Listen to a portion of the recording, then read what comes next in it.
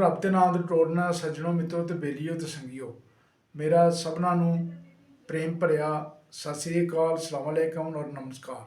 ਮੈਂ ਚੌਧਰੀ ਇਸਾਕ ਆਪਣਾ YouTube channel ਲੈ ਕੇ ਸਾਂਝਾ ਪੰਜਾਬ ਤੁਹਾਡੇ ਕੋਲ ਹਾਜ਼ਰ ਹਾਂ। ਔਰ ਅੱਜ ਇੱਕ ਸਾਡੇ ਦੋਸਤ ਸਨ ਬਿਊਰੋਕਰੇਟ ਮਸੂਦ ਮੁਫਤੀ ਸਾਹਿਬ, ਉਹਨਾਂ ਦੀ 5ਵੀਂ ਬਰਸੀ ਸੀ। ਉਹਦੇ ਉੱਤੇ ਬਹੁਤ ਸਾਰੇ ਇੰਟਲੈਕਚੁਅਲ ਜਿਹੜੇ ਸਨ, ਸ਼ਾਇਰ ਔਰ ਦਾਨਿਸ਼ਵਾਰ ਔਰ ਉਹ ਆਏ ਸਨ। ਉਹਨਾਂ ਬੜੇ ਫਿਕਰ ਅੰਗੇਜ਼ ਕਿਸਮ ਦੀਆਂ ਗੱਲਾਂ ਕੀਤੀਆਂ।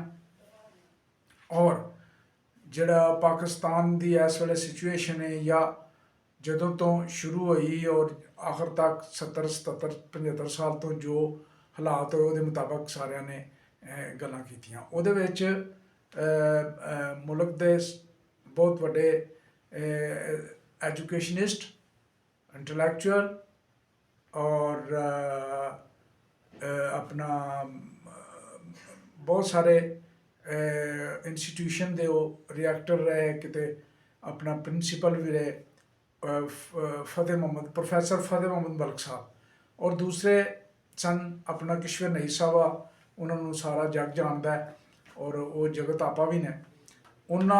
ਉਹ ਬਹੁਤ ਵਧੀਆ ਮਤਲਬ ਫੈਮਨ ਐਕਟਿਵਿਸਟ ਨੇ ਔਰ ਹਰ ਹਿਊਮਨ ਰਾਈਟ ਐਕਟਿਵਿਸਟ ਨੇ ਔਰ ਪੋਇਟ ਨੇ। ਬਹੁਤ ਬੈਨ ਅਲ-ਅਕਵਾਮੀ ਉਹਨਾਂ ਨੂੰ ਲੋਕ ਜਾਣਦੇ ਨੇ, ਪੂਰੀ ਦੁਨੀਆ ਜਾਣੀ ਜਾਂਦੇ ਨੇ।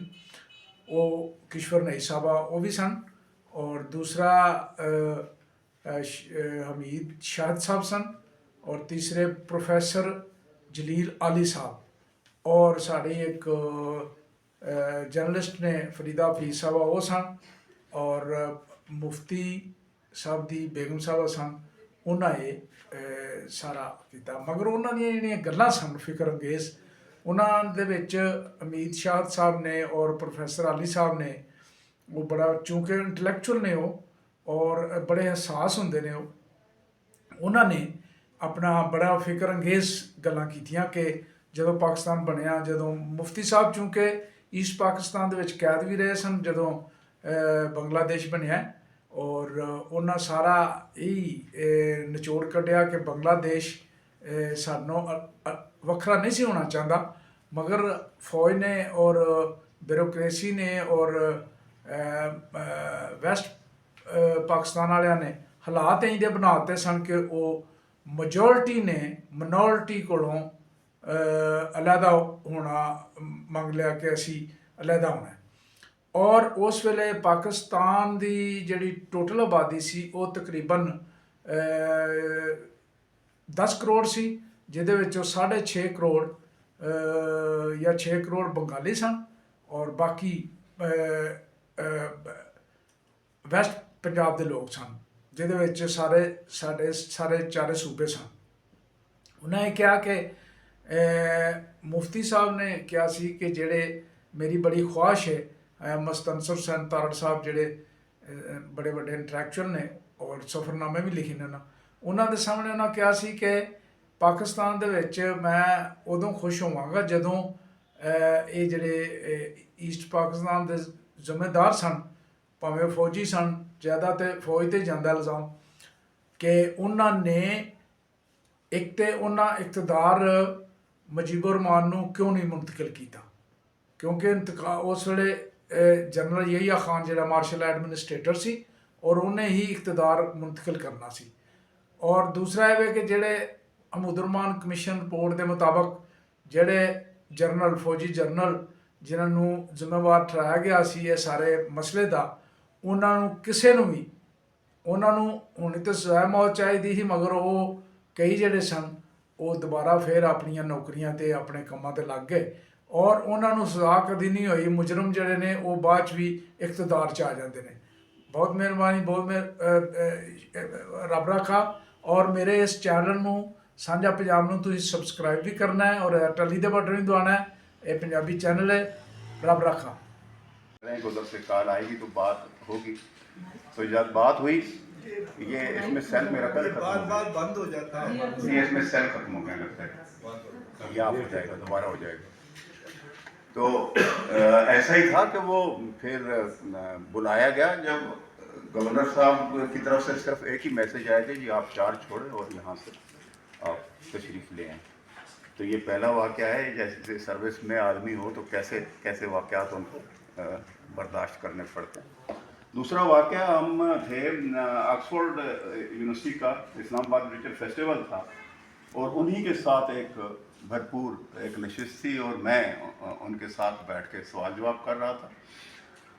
ये सारा वाक़या जो उन्होंने बयान किया वो अपने ढाका में अपनी पोस्टिंग के हवाले से और जो सूरत हाल वो देख रहे थे और तकसीम जो हम हो गए हैं, काश ये अब बाद का वो मंजर देख सकते हैं जो कुछ ढाका के अंदर अब हुआ है। वरना उस ज़माने में तो वो ये कह रहे थे कि कोई भी तकसीम नहीं पहले चाहता था, कोई भी अलग होना नहीं चाहता था।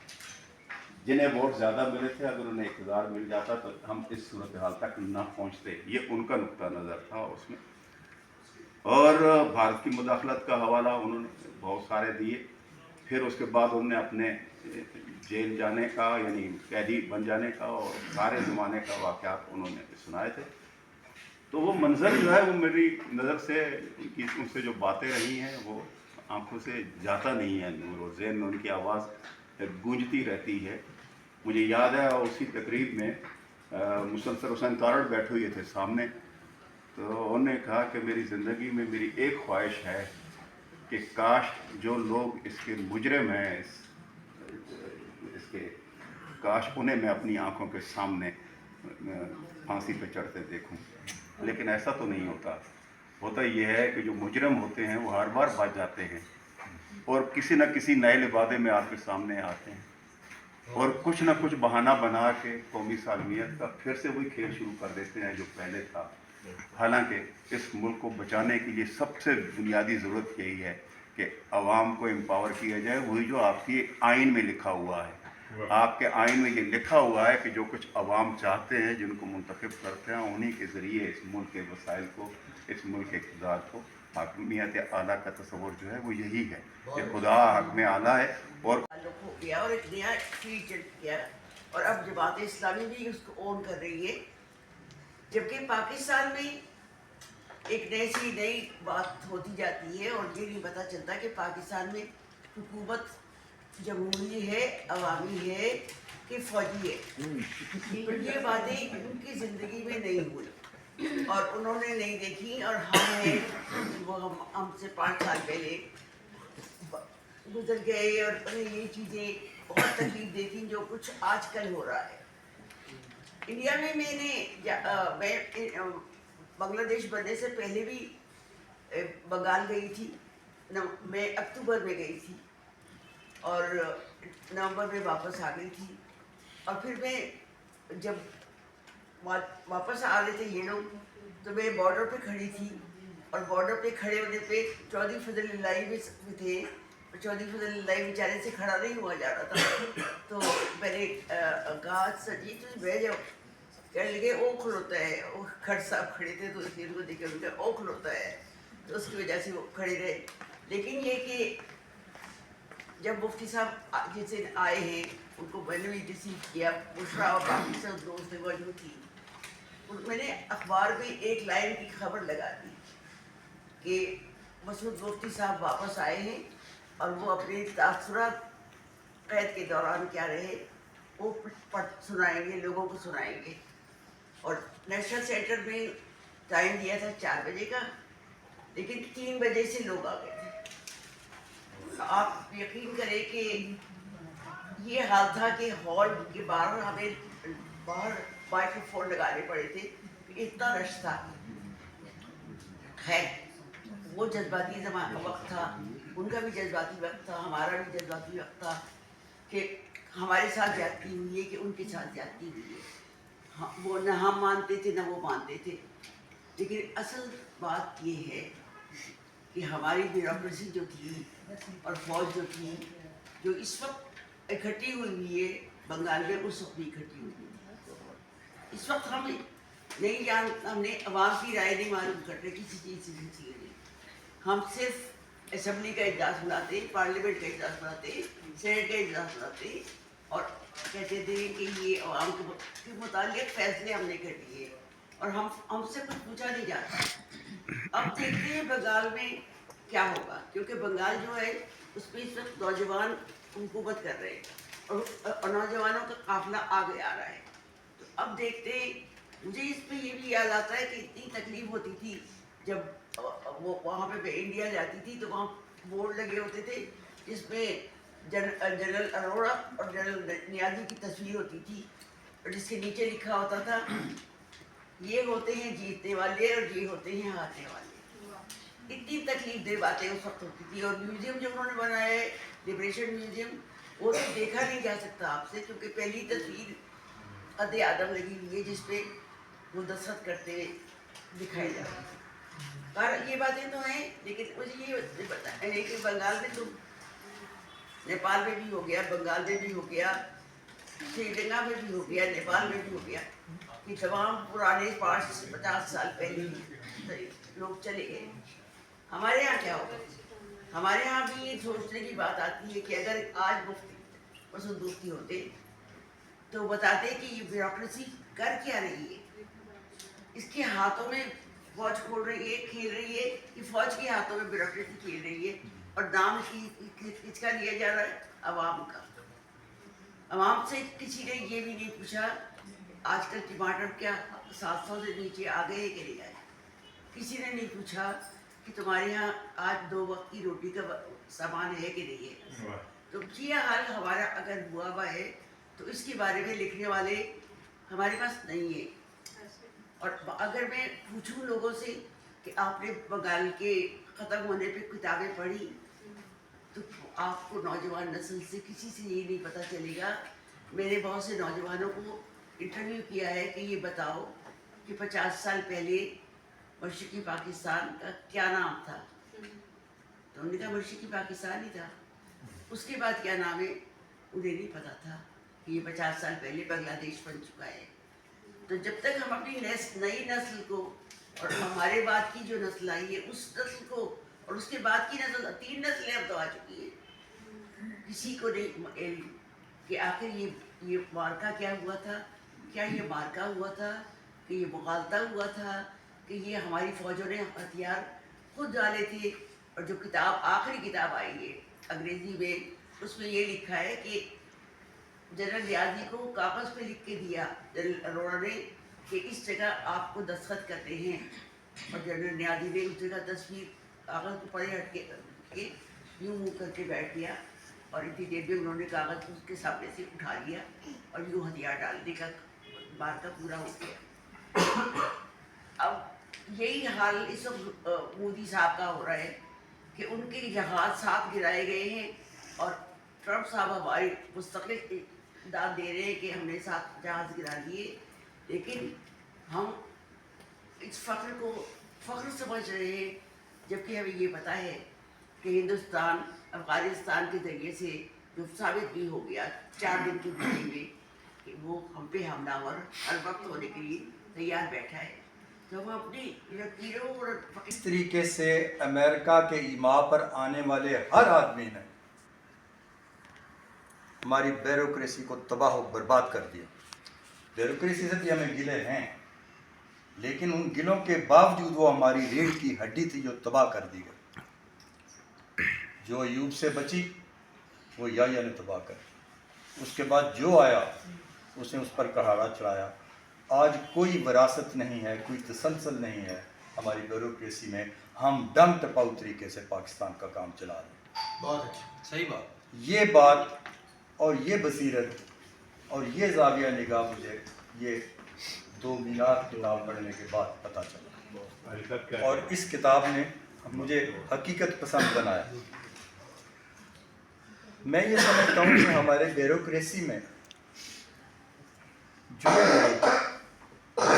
मुश्किल से मुश्किल हालात में भी फरासत मोमिनाना से काम लेकर अमली तौर पर मुस्बत फ़ैसले करने वाले हैं, उनमें कुदरतुल्लाह शाह और मसूद मुफ्ती के नाम से जिन्हें ये पता था कि हालात नामुसाइद भी हों तो भी जितना ज़्यादा मुमकिन हो मुस्बत काम कैसे कर सकते। मुझे यहाँ एम आर कियानी भी याद आ रहे हैं। ایم آر کیانی کے پاس ایک ایوب کے دور میں ایک جج آیا، سیشن جج.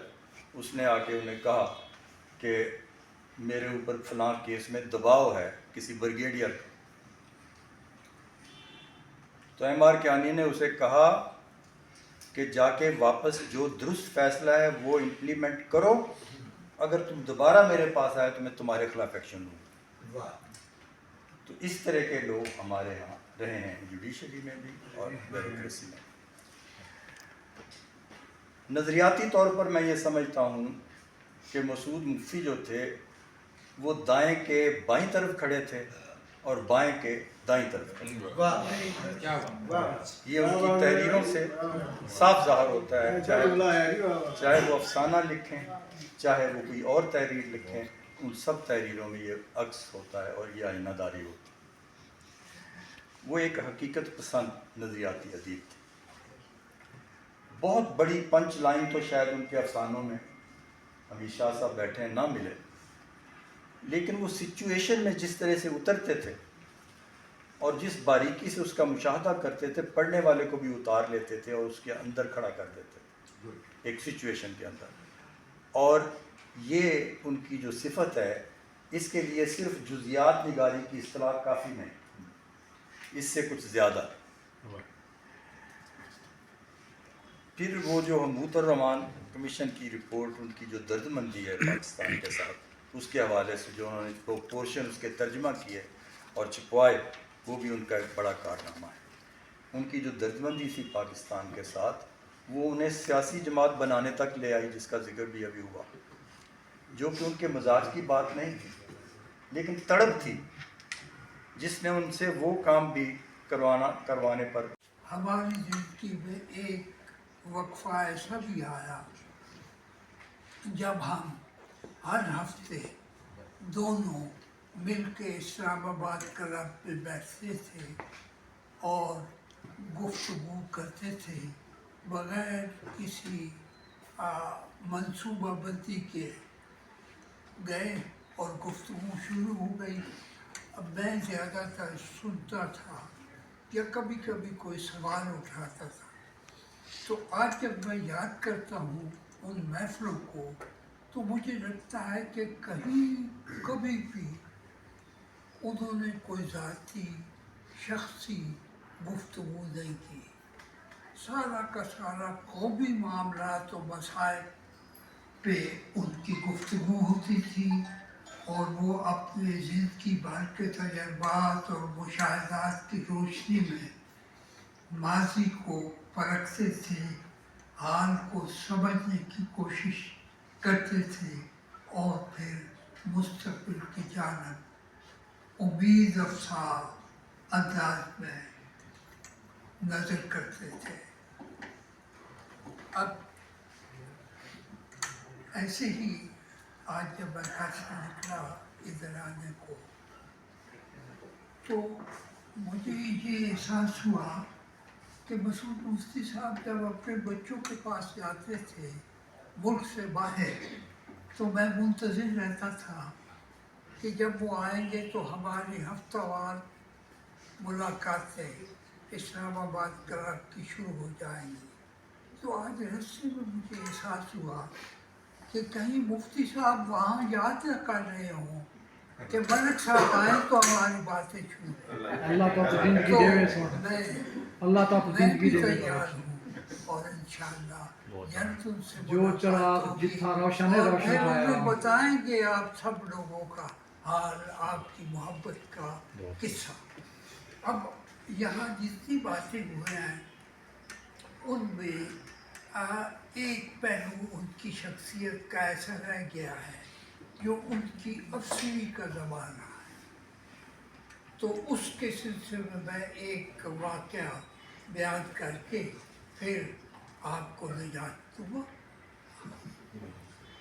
ہوا یہ کہ جب پنجاب کے وزیر اعلیٰ محمد حنیف حامد تھے تو مفتی صاحب راولپنڈی ڈویژن کے کمشنر تھے. تو رامد صاحب جب آئے جہاں पीडी क्लब से वो उस पे ठहरे, जो सरकारी गेस्ट हाउस है यहाँ। तो बहुत से लोग आ गए शिकायत करने के लिए, और बड़ी खुल के उन्होंने शिकायत की इंतज़ामिया के बारे में, मसूद मुफ्ती साहब के बारे में। मुफ्ती साहब सुन रहे थे।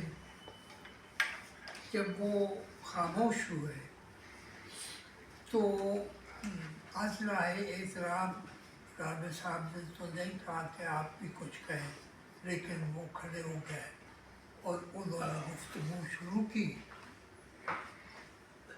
इन फिक्रों से कि जितनी बातें इन लोगों ने की हैं वो सब 100% सच, और आगे अपना मुस्तक़बिल बयान किया।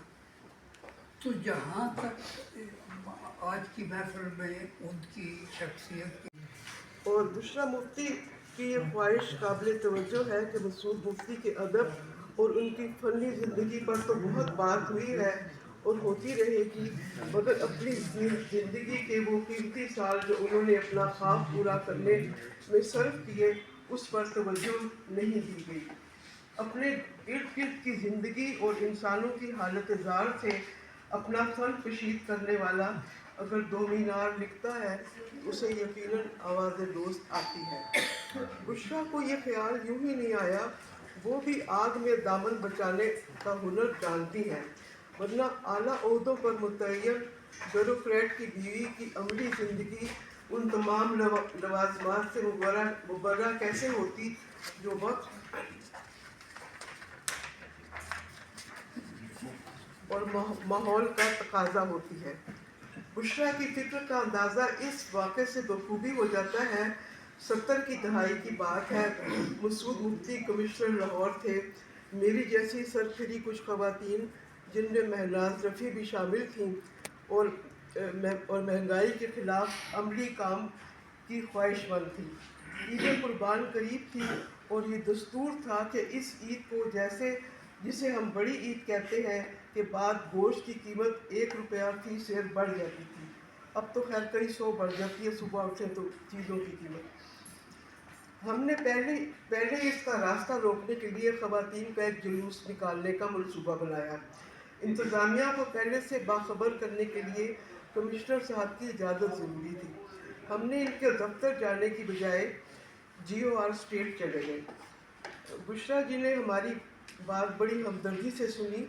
वो इस वक्त माँ बनने वाली थी और कहा कि काश मैं उस वक्त इस हालत में न होती तो मैं भी इस जुलूस में शिरकत करती। ये इस आइडियलिस्ट साहिब फ़न की बेगम की सोच थी, जिसके बारे में इम्तियाज़ हुसैन ने अपने एक मज़मून में कहा। शुक्रिया अदा करना चाहती जिन्होंने ये ऐसी अच्छी महफिल से जाने हमारे लिए। और आयशा आपके घर में एक छोटा सा तोहफा लेके आई है। जी जी जी।